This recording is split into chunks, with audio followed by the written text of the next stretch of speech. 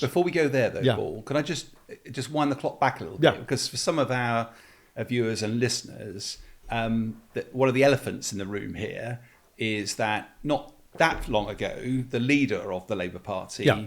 was pro-disarmament, Yeah. nuclear disarmament. And as we've been talking about before, if Ukraine had got nuclear weapons, would Russia have attacked it? Yeah.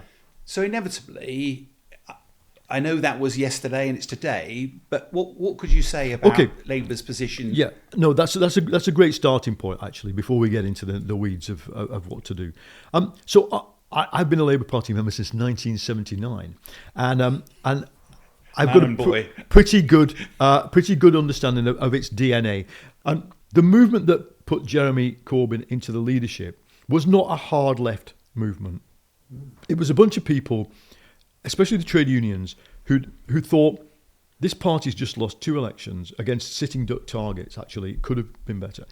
We all feared in the middle of the last decade something happening to us, which is in politics terms called PASOKification. There's a Greek Labour Party called PASOK, and it disappeared. It went from a ruling party to 4% in 3 years because it backed austerity.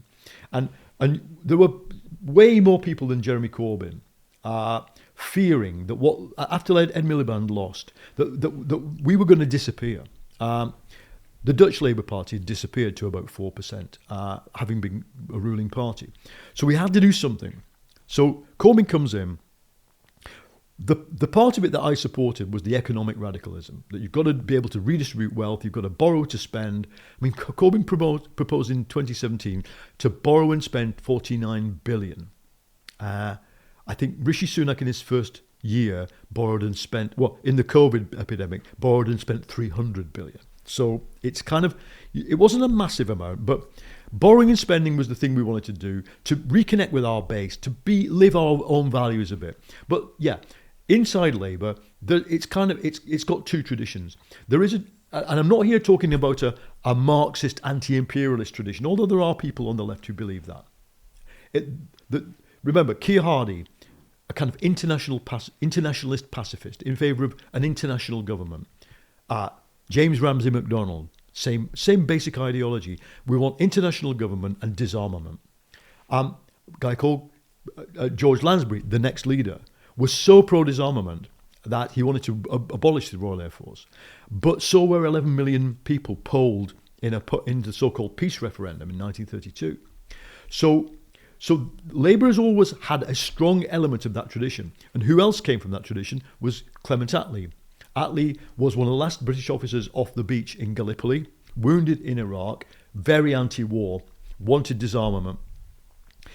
1935, he takes the Labour Party over. He can't bring them anywhere near disarmament. He couldn't even bring them to support the anti-fascist side in the Spanish Civil War to intervene. By 1937, he's on the front line. He's in the trench in the Spanish Civil War, not fighting but visiting the troops.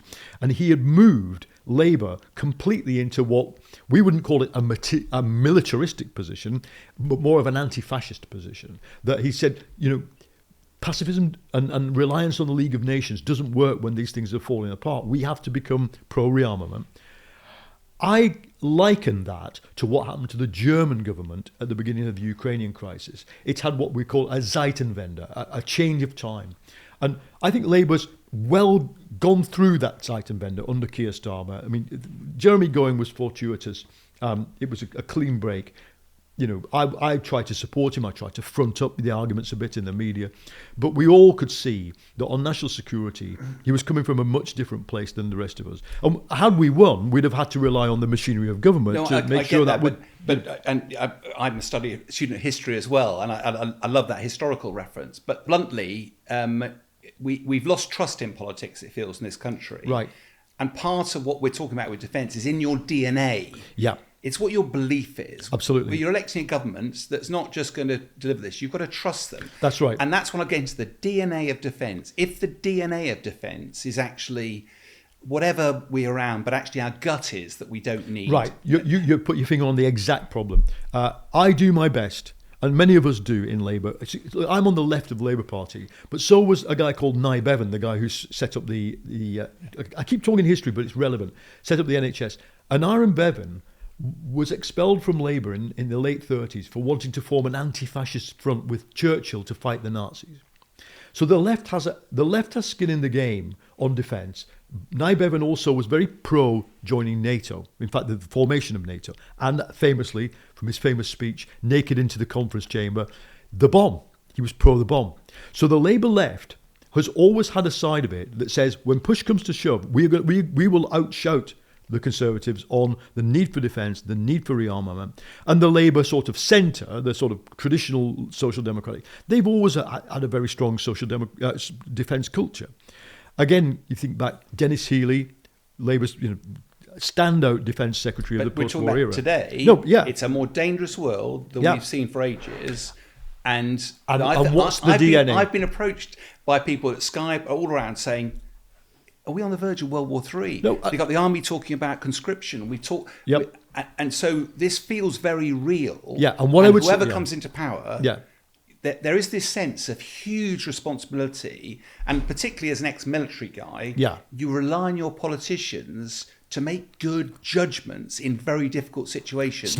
It's that DNA that I want to try and just... Today's DNA, because it's in living memory. Corbyn's still there. Keir Starmer was a supporter of Jeremy. He's now putting himself in a position to make these decisions. Yes, and so was I. But let's make it really clear. Starmer said never again does Labour go into an election not trusted on defence. Okay. And he's done from the very get-go. Him and John Healey have gone out of their way to make really clear, the support for NATO is unshakable. The support for the nuclear deterrent is non-negotiable. So there are people in the party who probably disagree with the latter. There are still people who cling to the idea that we can, in this circumstance, somehow nuclear disarm, but no.